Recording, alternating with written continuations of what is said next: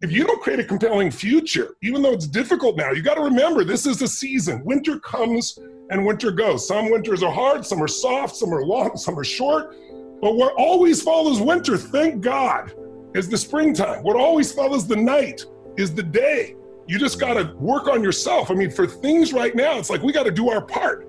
For things to change, my original teacher was a guy named Jim Rohn. He used to say to me, for things to change, you got to change. For things to get better, you got to get better. And I think if we can not just get out of the fear a little bit, that doesn't mean don't do what the government tells you. I don't want to be misinterpreting me. They're telling you to social distance. Whatever they tell you to do it, comply. But don't let fear control you. That's my message. Start to create a vision for where you want to go. And then the third step is make it the way you want to see it. And in order to do that, you've got to put yourself in a place where you're doing something to build up inside. So as a business owner, specifically, every business owner always should be working on two businesses. The business they're in and the business they're going to become. Because if you think of it this way, if you just work on the business you want to become, then you have no cash flow and you got some problems. If you just work on the business you're in, then your IBM and Microsoft takes you.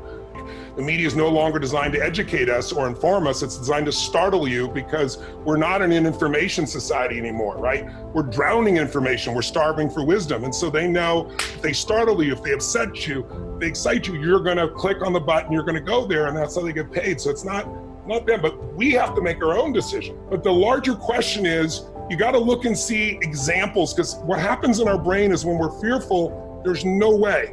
And the answer is, you and I both started with nothing. We started with our ability to understand that we are not just the manager of our circumstances, that with God's power and help, we're the creator of our lives, right? We know how to create again. And you have to stop thinking about putting Humpty Dumpty back together again the same way, because it's not going to happen.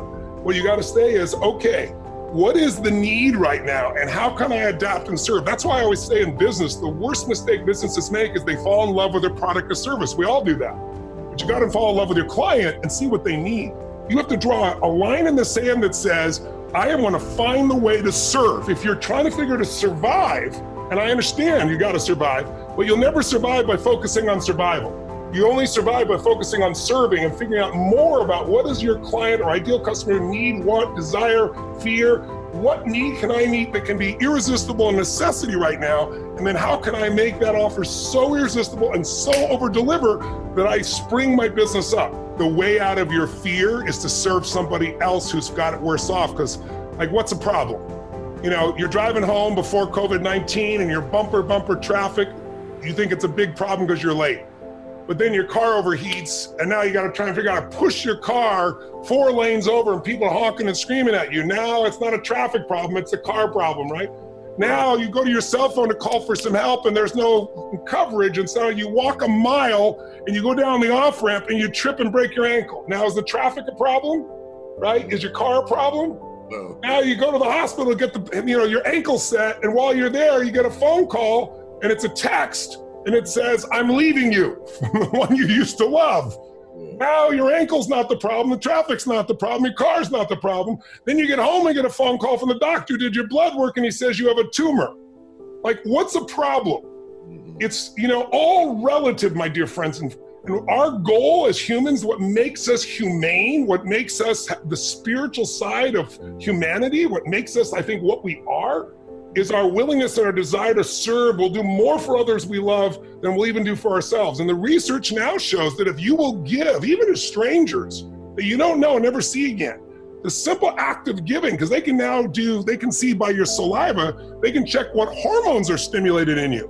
You can sit there and buy 10 people a cup of coffee or 5 people a cup of coffee you don't even know while you're standing in line, and the response and the biochemical uplift from that is stronger than if you would have gone and spent thousands of dollars, right, where you're doing it on yourself to get something. I did this when I had nothing. That's why I'm here. Same as you, I know, my brother. If you won't give a dime out of a dollar, I can promise you're not going to give 10 million out of 100 million or 100 million out of a billion or any other ratio like that. I can remember one of the worst days of my life. I was working my tail off. I was studying personal development. I was working with this guy, Jim Rohn, sleeping in my car, trying to figure out how to help people, but I was so frustrated. I'm studying all this, I'm working so hard, I got my little business here. Why is it not growing? Why is it not going? And I was feeling so sorry for myself, and I was driving back from Orange County, California, on the 57 freeway. We live in this place called Pomona, California. And late at night, nobody on the freeway, and I'm angry, frustrated. God, tell me why. And then I'll never forget the moment. I still have the journal. I pulled over on the side of the road and I wrote on one page, "The secret to living is giving."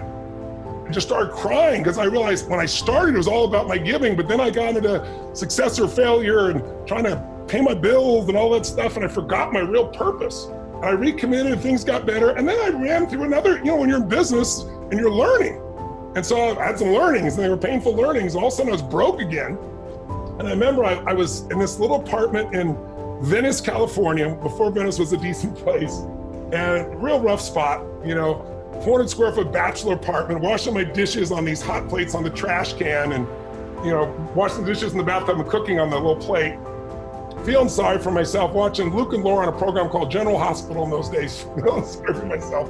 I was really in this incredible pity pot, and I had, I don't know, $22, $23, $24 and some change to my name and not paid my bills. I didn't know how I was gonna eat. So I thought, I'm gonna go to one of those all-you-can-eat salad bars and load up for the winter. And I lived in Venice, so Marina del Rey was only like 3 miles away, and they have these boats on the water. I thought, I gotta change my consciousness. I'll find a place there. There's a place called El Chorrito. It's a little Mexican-filled place, the salad bar and burritos and stuff, right on the water. So I didn't drive my car because I couldn't afford the parking and didn't want to spend the gas money. So I walked, and I got there, life-changing experience. I'm sitting there, I'm feeding my face, focusing on my own survival, and then looking out the window and seeing these giant people with their giant yachts and have this great lifestyle. And it's like, I knew I'd learned that the quality of your life is the quality of your service. I mean, I knew that the more value you add to other human beings, the better you can do. These people aren't just lucky. I could just blame them, or I could go, what are they doing that's adding value to other people more than anyone else? And so I was thinking about those things and trying to get out of my pity pot and starting to get a little bit more intelligent. And then this beautiful woman walks in the front door, and I was a very young man, so I couldn't help but look. And I waited to see if there was a man with her. Of course there was, and he was about, 3.5 feet tall, wearing a suit and a tie, and he looked like you, Bishop. He's like just dressed to the nines, baby. It was just like, he was gorgeous. But what struck me was how he held the door for his mom, how he pulled out the chair for her. The way he looked intently into her eyes. I mean, I literally was emotionally moved. I was teary-eyed. I don't know what it was. My own thing of my own mother. I don't know what it was, but it would move me. And so I got up, paid the bill, $4.95, whatever it was. And I got whatever I got, 16, 17, 18, 19 bucks, whatever's left in my pocket. I had no plan. I just walked up to this little boy because I was so moved by him. I didn't look at the woman. I shook his hand, introduced myself. And I said, listen, I just wanted to acknowledge what a gentleman you are. I said, you're a class act. I saw you held the door for your lady, how you pulled out the chair, you're paying attention, you're taking her to lunch. And he goes, well, she's my mom. I said, well, even better. He goes, well, I'm not taking her lunch because, I'm only 8. I said, yes, you are. And I reached in my pocket. I had no plan, I swear. And I just slammed all the money I had on earth, including the change on the table right there in front of him. And his eyes got big as garbage can covers. And he goes, I can't take that.